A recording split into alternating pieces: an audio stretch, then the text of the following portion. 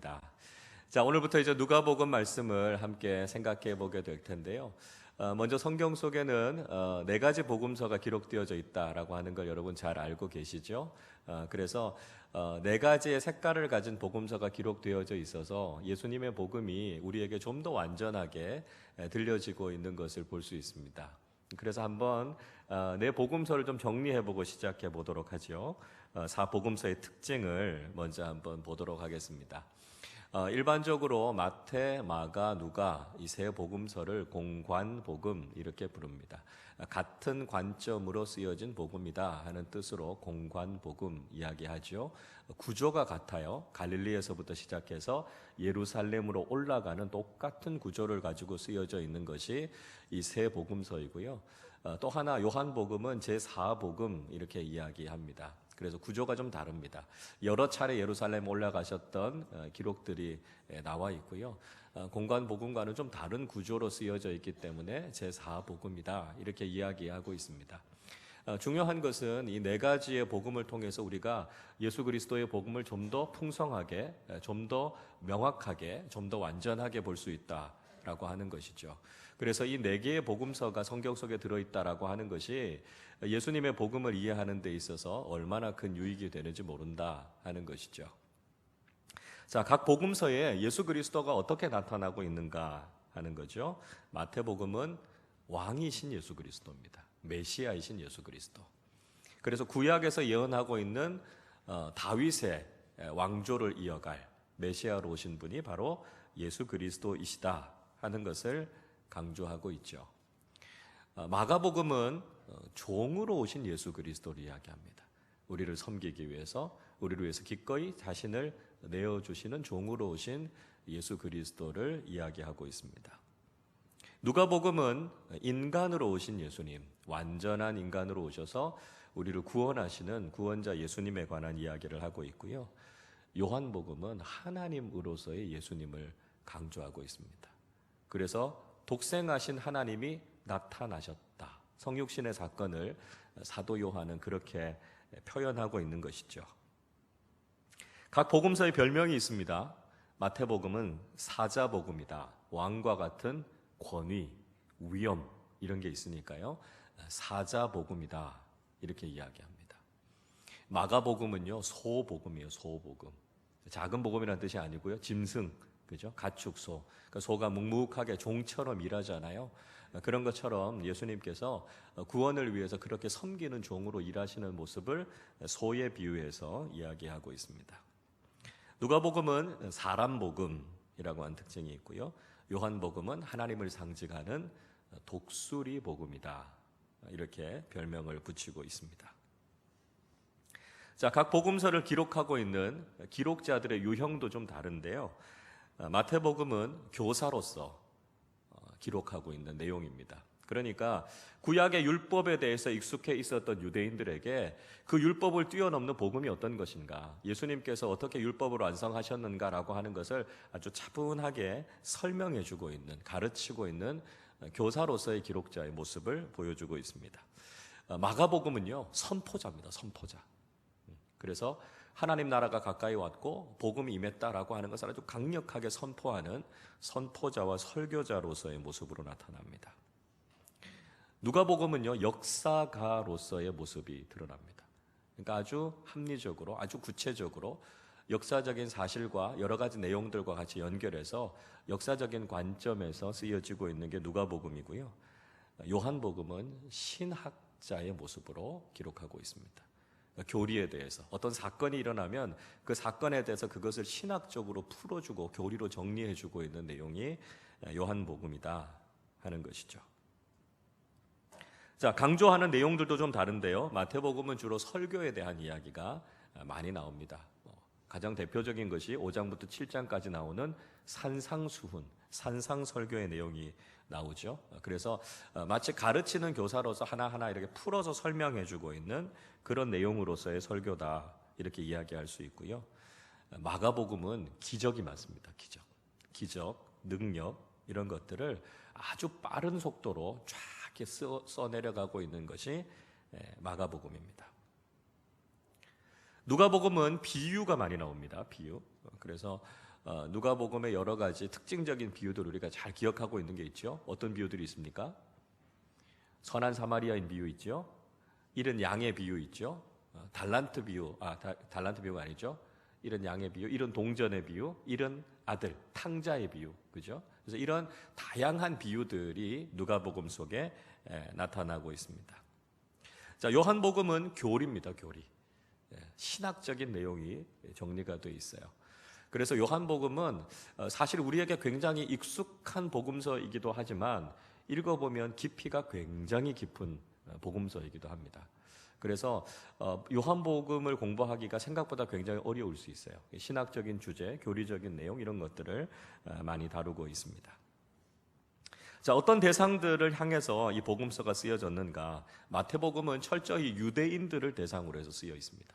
율법에 대해서 익숙했던 유대인들에게 있어서 율법을 완성하시고 또 율법이 이루지 못하는 구원을 이루신 분이 바로 예수 그리스도이시다라고 하는 것을 강조해서 이야기하고 있죠. 마가복음은 로마인을 대상으로 해서 쓰고 있습니다. 그러니까 로마인들은 뭐 설교, 교리 이런 거에 대해서는 별로 관심이 없습니다. 왜냐하면 지금 권력을 잡고 있는 사람들이 로마인들이잖아요. 그러니까 로마인들은 힘, 권력, 능력, 기적 이런 것에 관심이 많습니다. 그러니까 마가복음은 바로 그런 기적과 능력과 관련된 내용들을 많이 담고 있는 거죠. 그래서 로마인들을 대상으로 해서 쓰고 있다 하는 것입니다. 누가복음은 헬라인들, 이방인들을 대상으로 해서 쓰여져 있습니다. 그래서 이방인들의 구원의 문제에 대해서 특별히 누가복음은 아주 관심을 갖고 기록하고 있는 것이죠. 자, 요한복음은 세계 만민을 향해서 쓰여져 있다 이렇게 말할 수 있습니다. 자, 주제는요, 마태복음 16장 16절입니다. 주는 그리스도시요 살아계신 하나님의 아들이십니다. 예수 그리스도가 바로 그리스도 메시아이시고 그분이 바로 하나님의 아들 왕이시다라고 하는 베드로의 신앙 고백이 마태복음의 주제죠. 마가복음 10장 45절입니다. 인자가 온 것은 섬기려 하고 자신을 모든 사람을 위한 대속물로 내어주시기 위함이다 하는 섬김과 자기 자신의 내어줌을 위해서 오신 예수 그리스도를 강조하고 있죠. 누가복음 19장 10절입니다. 인자가 온 것은 잃어버린 자를 찾으려 하십니다. 잃어버린 자에 대한 관심, 그들을 구원하시기 원하는 하나님의 마음, 그게 누가복음의 주제고요. 요한복음 20장 30절 31절 요한복음을 적고 있는 목적을 이야기하죠. 예수께서 하나님의 아들 그리스도이심을 믿고 그로 인해서 생명을 얻게 하기 위해서 요한복음을 기록하고 있다 이야기하고 있습니다. 동일하게 예수 그리스도의 복음에 대해서 이야기하지만 약간의 강조점과 관점들이 다른, 그래서 이 사복음서를 통해서 우리는 예수 그리스도의 온전한 복음이 무엇인가라고 하는 것을 잘 이해할 수 있도록 쓰여져 있는 것이 바로 사복음이다라고 하는 것을 우리가 알 수 있죠. 자, 그러면 오늘부터 우리가 공부하는 누가복음에 대한 개관을 좀 살펴보겠습니다. 기록자는 누굽니까? 누가. 누가가 기록자입니다. 누가의 직업이 뭡니까? 의사죠. 잘 아시네요. 그렇죠? 의사인 누가가 쓴 성경은 두 권입니다. 하나는 누가복음이고 또 하나는요? 그렇죠. 사도행전입니다. 사도행전. 그래서 누가복음은 이름이 누가복음이니까 누가가 쓴 거고요. 사도행전은 쭉 읽어가다 보면 사도행전 16장에 가면 3인칭으로 쭉 쓰여지던 글이 우리가 하는 1인칭으로 바뀌게 됩니다. 그래서 아마 2차 전도 여행 때부터 이 의사인 누가가 전도 여행 팀에, 바울의 전도 여행 팀에 함께 동행하게 됩니다. 그러면서 마치 이제 1인칭 시점으로 글이 쭉 진행이 되죠. 그래서 이때부터 의사 누가가 함께 참여하게 됐고, 그러면서 복음이 전해지는 선교 현장들을 같이 보게 됐고, 또 바울과 여러 사람들을 통해서 예수님의 복음을 그가 듣게 되면서 이 누가복음을 기록하게 됐다 하는 것이죠. 자, 기록 연대는 주후 80년경, 60년에서 80년 사이 이렇게 많이 이야기합니다. 복음서 중에 가장 먼저 쓰여진 건 마가복음입니다. 마가복음이 AD 50년에서 60년 사이에 가장 먼저 쓰여졌고요. 그 이후에 마태복음이 쓰여졌고 그 다음에 누가복음, 제일 마지막에 쓰여진 게 요한복음입니다. 누가복음이 기록된 장소 로마일 것이다 이렇게 보통 많이 이야기하고요, 가이사랴다 이렇게 이야기하는 학설들도 있습니다. 자, 복음서는 서신서는 아니지만 누가복음은 수신자가 분명하게 드러나 있습니다. 데오빌로라고 하는 수신자가 나옵니다. 데오빌로라고 하는 사람이 한 사람인지 아니면 이방인 성도들을 지칭하는 건지 이건 생각하기에 따라 좀 다를 수 있겠습니다만 어쨌든 누가복음에 나오는 수신자는 데오빌로다 이렇게 나와 있습니다. 자, 주제는요, 죄인을 찾아오신 인자 예수를 통한 인류 구원이다 이렇게 되어 있습니다. 죄인, 잃어버린 자에 대한 주님의 관심이고요, 사람이 되어서 오셔서 그들을 찾아다니면서 구원하시는 예수 그리스도가 바로 이 누가복음의 주제입니다. 누가복음에 나오는 몇 가지 특징적인 단어들이 있습니다. 주, 이런 말이 자주 나오죠. 주. 그 다음에 성령에 대해서 강조하고 있는 것이 누가복음입니다. 그러니까 예를 들면 마태복음에서는 이렇게 표현해요. 아버지께서 구하는 자에게 좋은 것을 주시지 않겠느냐 이렇게 이야기하는데, 누가복음은 똑같은 병행 본문에 좋은 것 대신에 구하는 자에게 뭘 주신다고요? 성령을 주시지 않겠느냐 이렇게 이야기하고 있습니다. 그래서 성령을 강조하고 있는 복음서 누가복음입니다.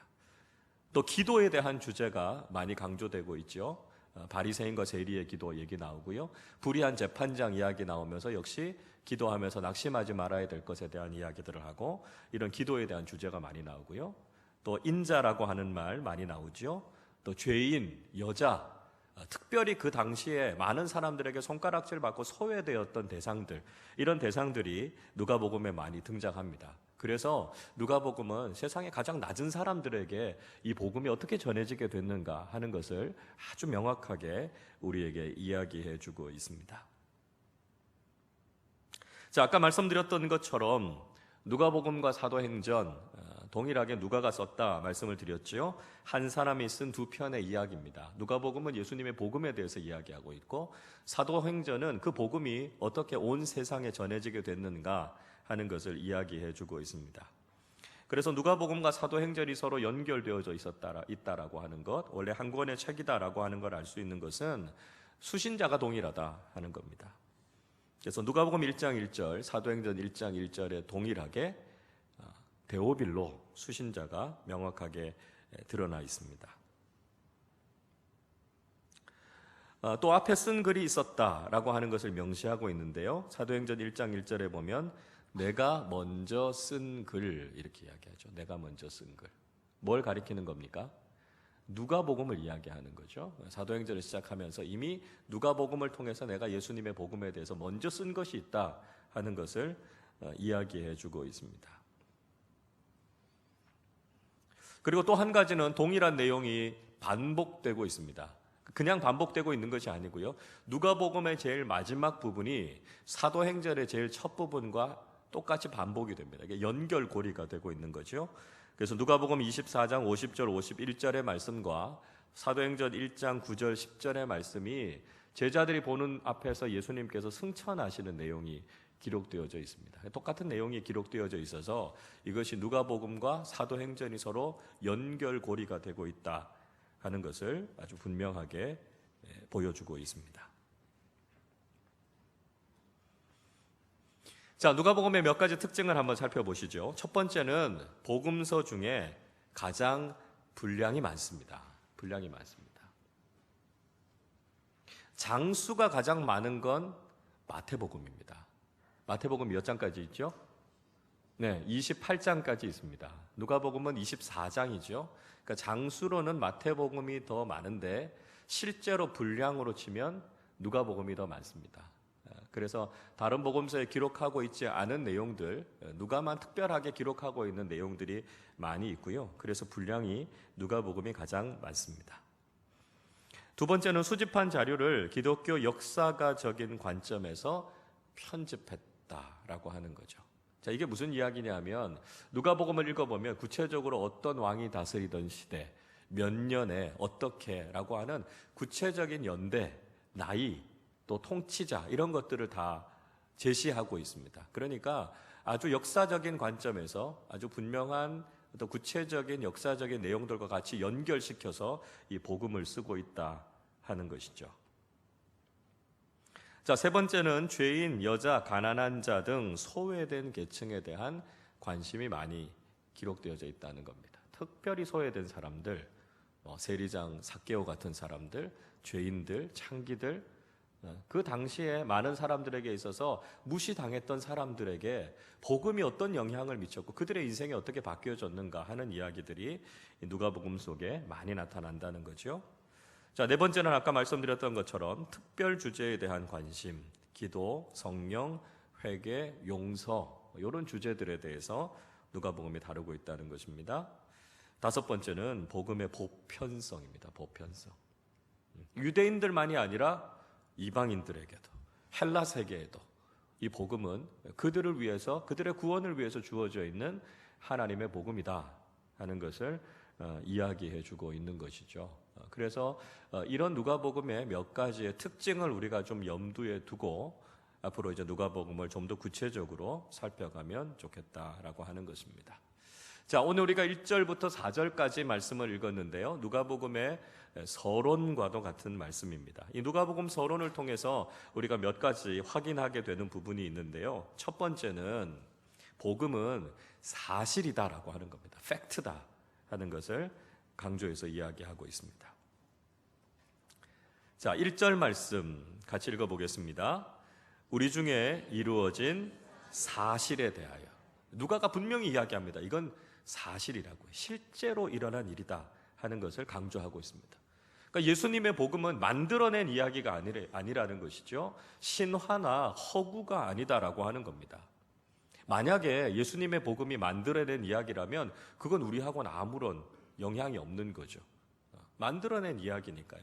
그런데 복음이 지금도 우리에게 지대한 영향을 미치는 것은 그것이 실제로 일어난 일이고 실제적인 의미를 가지고 있기 때문에 복음이 그만큼 중요하다라고 하는 것이죠. 근데 믿지 않는 사람들은 복음이 실제다라고 하는 것, 역사적인 사실이다라고 하는 것을 잘 인정하지 않으려고 한다는 것이죠. 성경이 실제로 일어났다라고 하는 수없이 많은 증거가 있음에도 불구하고 그걸 잘 믿지 않으려고 그래요. 특별히 성경을 보십시오. 성경이 얼마나 많은 사본들이 기록되어져 있고 얼마나 많은 증거들이 있음에도 불구하고 유독 성경에 대해서는 그 역사성과 진실성을 사람들이 잘 받아들이지 않으려고 한다는 거죠. 자, 그래서 성경과 이 여러 가지 책들을 우리가 좀 비교해 보면서 성경이 얼마나 역사적인 진실인가라고 하는 것을 우리가 한번 좀 생각해 볼 필요가 있습니다. 호머의 대서사신 일리아드와 이 신약 성경을 한번 비교해 보면 이런 차이들이 있습니다. 한번 표를 보시겠습니다. 자, 신약 성경 같은 경우는요, 이 사본의 숫자가 24,643권이나 된다고 합니다. 신약 성경의 사본 숫자가 이만큼 되는 거죠. 근데 호머 일리아드 같은 경우는 643권입니다. 그러니까 사본의 숫자 자체가 엄청나게 많이 차이가 나는 거죠. 그리고 원본이 처음 기록된 연대는 신약 성경은 AD 40년에서 100년 정도 사이에 주로 신약 성경이 저술이 되어졌습니다. 근데 일리아드가 쓰여진 건 주전 900년입니다. 지금부터 3000년 전이죠. 성경은 2000년 전에 쓰여진 거고요. 자, 그리고 최초의 사본이 기록된 연대는 신약 성경은 AD 125년입니다. 일리아드 같은 경우는 주전 400년. 그러니까 원본과 최초의 사본 사이의 시간적인 차이가 신약 성경은 25년밖에 안 됩니다. 그런데 일리아드 같은 경우는 500년 정도의 시차가 있는 거죠. 그러니까 시차가 그만큼 짧다라고 하는 것은 그만큼 정확하게 기록되어졌다라고 하는 것을 우리가 알 수 있는 것이고요. 사실 500년 후에 이 사본이 만들어졌다라고 하는 것은 사실 그만큼 신빙성이 많이 떨어질 수밖에 없는 부분이죠. 그러다 보니까 사본 간의 오류 차이들도 많이 납니다. 신약 성경은 사본들 간의 오류가 불과 0.5%에 불과합니다. 근데 일리아드는 사본들 사이의 오류가 한 5% 정도, 10배 정도 많은 거죠. 그럼에도 불구하고 일리아드나 뭐 여러 가지 책들에 대해서는 우리가 그 책의 권위나 그 책에 대한 신빙성에 대해서 인정하면서도 이렇게 많은 사본과 이렇게 명확한 증거들을 많이 가지고 있는 성경에 대해서는 우리가 그 권위를 잘 인정하지 않으려고 하는 그런 경향들이 있다라고 하는 것이죠. 그러니까 성경이 가지고 있는 이런 역사적인 증거들을 봐도 성경은 팩트다라고 하는 걸 우리가 알 수 있고요. 성경의 기록이 얼마나 정확하게 기록되어져 있는가 하는 것을 알 수 있습니다. 특별히 사람들이 또 잘 안 믿는 것 중에 하나가 예수님의 부활이죠. 예수님이 부활했다라고 하는 것을 신화라고 생각하고 잘 믿지 않으려고 합니다. 그러나 성경을 읽어보면 예수님의 부활을 목격한 사람들이 수백 명도 더 된다라고 하는 걸 이야기하고 있습니다. 자, 고린도전서 15장 5절부터 8절, 부활장이라고 불리는 이 고린도전서 15장 5절부터 8절에는 부활의 목격자들에 대해서 이렇게 소개해주고 있습니다. 게바에게 보이시고 후에 12 제자에게와 그 후에 500여 형제에게 일시에 보이셨나니 그 중에 지금까지 대다수는 살아있고 어떤 사람은 잠들었으며 그 후에 야고보에게 보이셨으며 그 후에 모든 사도에게와 맨 나중에 만삭되지 못하여 난 자 같은 내게도 보이셨느니라. 자, 부활을 직접 목격한 사람들이 게바, 베드로부터 시작해서요 12 제자들이 그걸 다 봤고요 500명 앞에서 동시에 나타나셨고 그 이후에도 야고보와 많은 사도들이 부활하신 예수님을 만났고 나중에는 다메섹 도상으로 가고 있던 바울까지 부활하신 주님을 만나게 됩니다. 우리가 몇 명만 난 그거 봤어 이렇게 이야기해도 그래 그거 진짠가 보다 사람들이 받아들이지 않아요. 예수님의 부활에 대해서 수백 명도 넘는 목격자가 있음에도 불구하고 여전히 예수님의 부활을 신화다라고 이야기하는 것은 믿지 않으려고 하는 의도가 다분하다라고 하는 거죠. 여러분 우리가 객관적으로 봐서도 성경은 사실이고 진리이고 역사적인 분명한 팩트라고 하는 걸 우리는 받아들이지 않을 수 없다는 거예요. 그래서 누가는 지금 사실에 대한 역사적인 사실에 대해서 내가 기록하고 있다 하는 것을 이야기해 주고 있습니다. 자, 2번을 보시죠. 예수님의 복음을 기록한 사람들이 많았다는 겁니다. 예수님의 복음을 기록한 사람들이 많았다 이야기하고 있습니다. 2절 말씀 같이 읽어보겠습니다.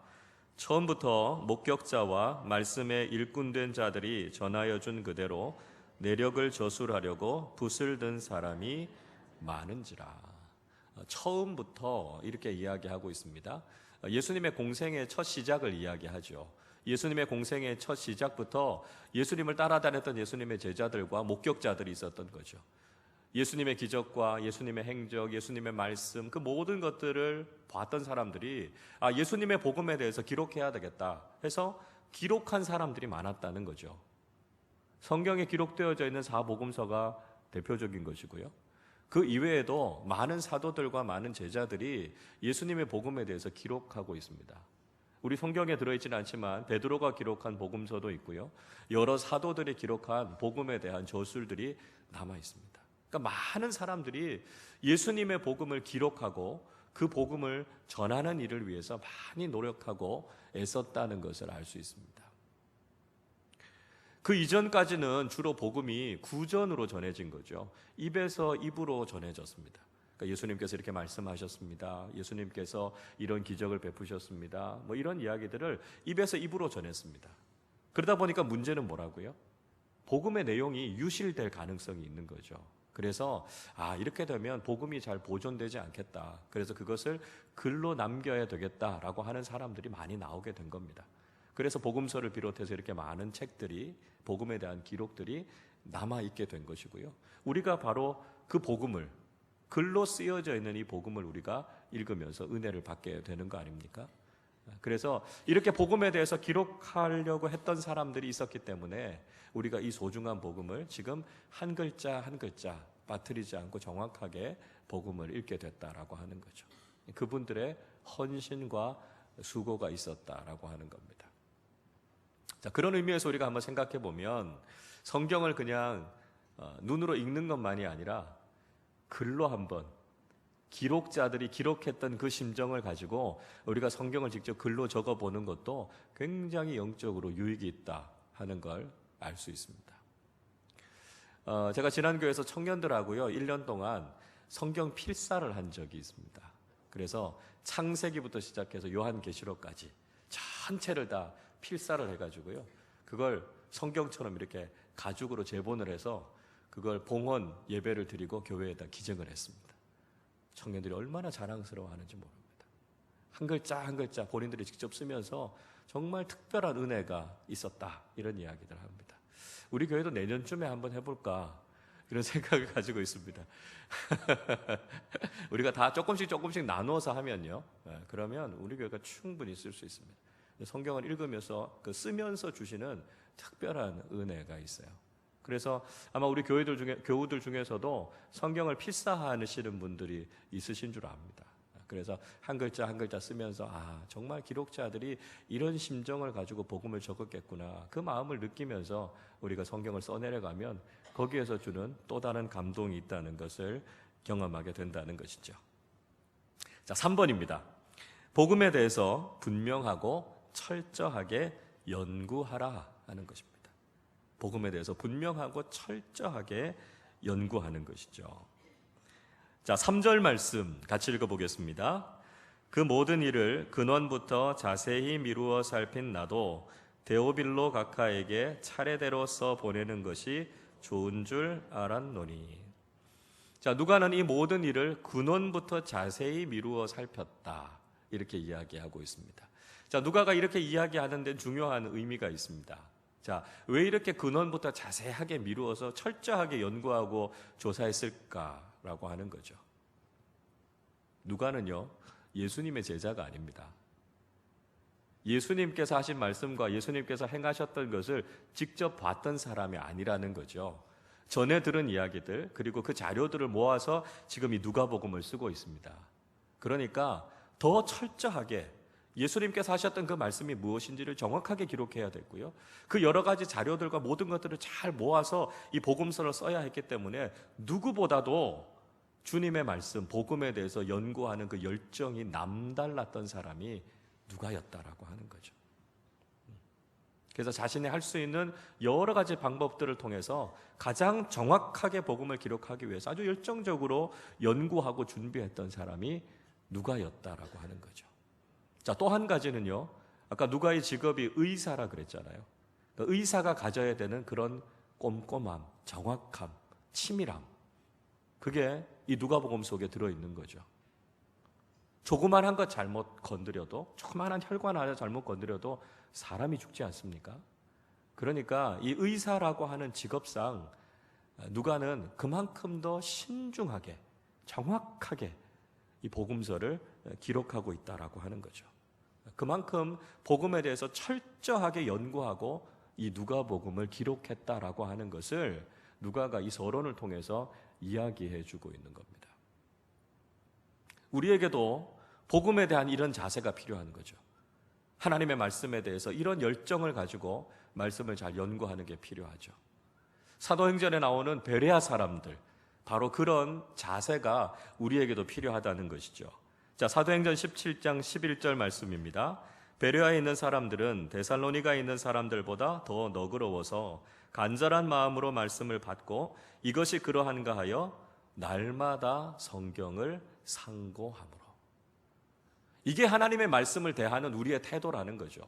말씀이 들려졌습니다. 그러면 그렇구나 대충 지나가는 게 아니고요. 정말 그 말씀이 이 말씀인가? 정말 하나님께서 우리에게 말씀하신 그 복음의 뜻이 이런 건가? 성경을 다시 펼쳐놓고 그 말씀을 읽는 거죠. 연구하는 거죠. 그것을 통해서 이게 복음의 진리구나.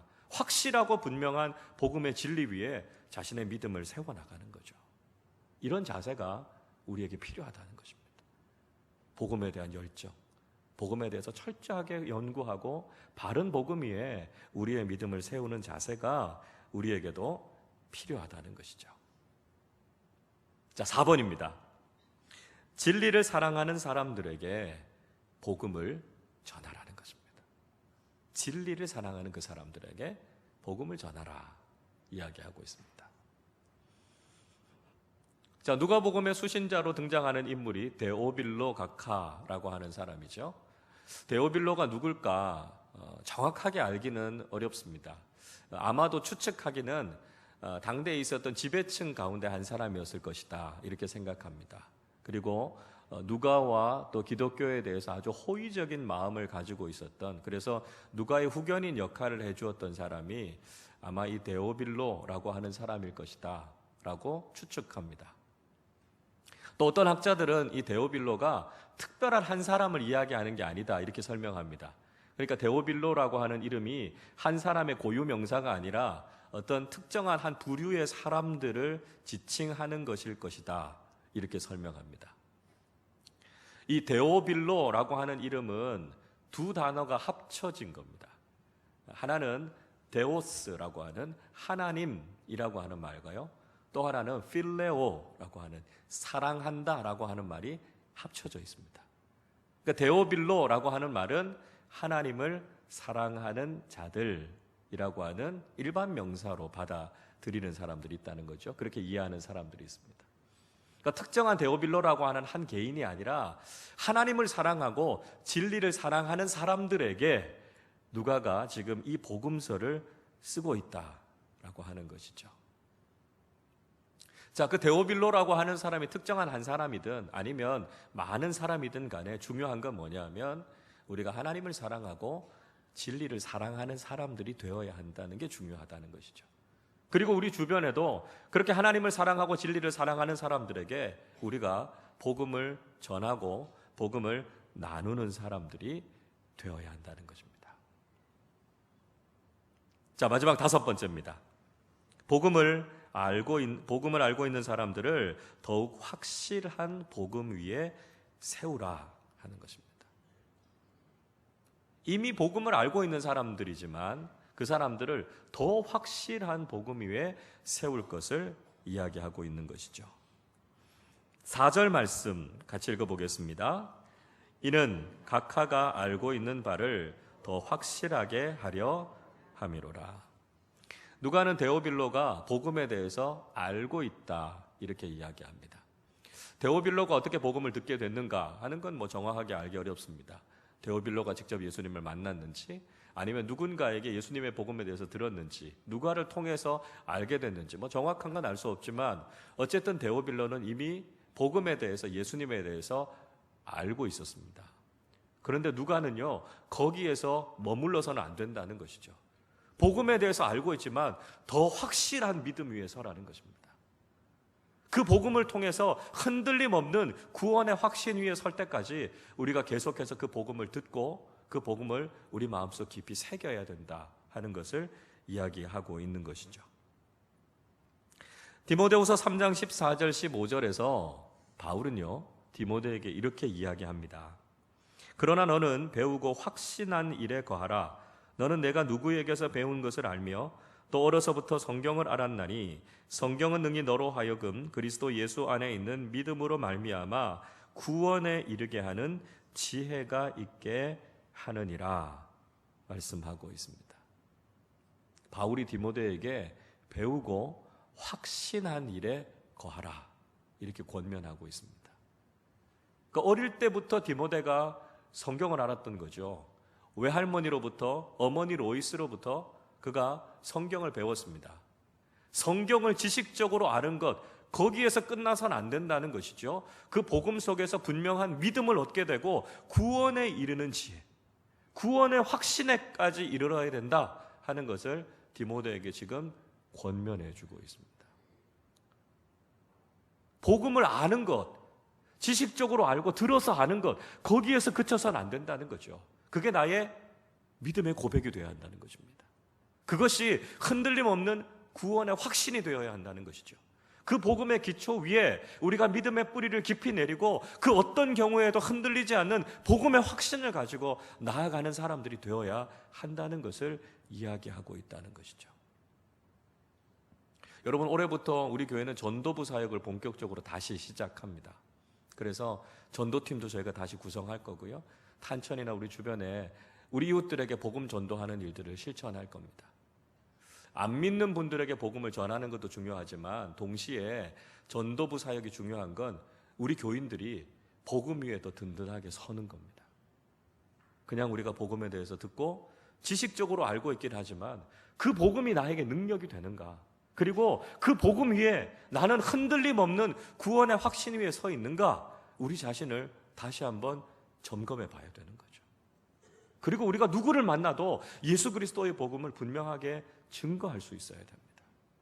단지 아는 것에서 그치는 것이 아니라 그것이 확신이 돼야 되고요.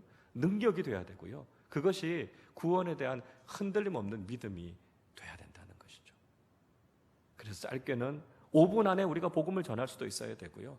길게는 30분, 40분 예수 그리스도의 복음이 어떤 것인가? 우리가 그 복음으로 무장하고 흔들리지 않는 믿음 위에 서야 된다는 것이죠.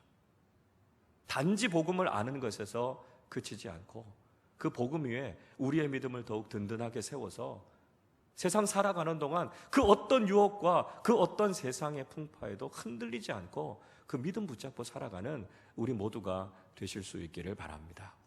우리는 이번 주부터 이제 누가복음, 예수 그리스도의 복음을 다시 한번 우리 마음속에 새기게 될 것입니다.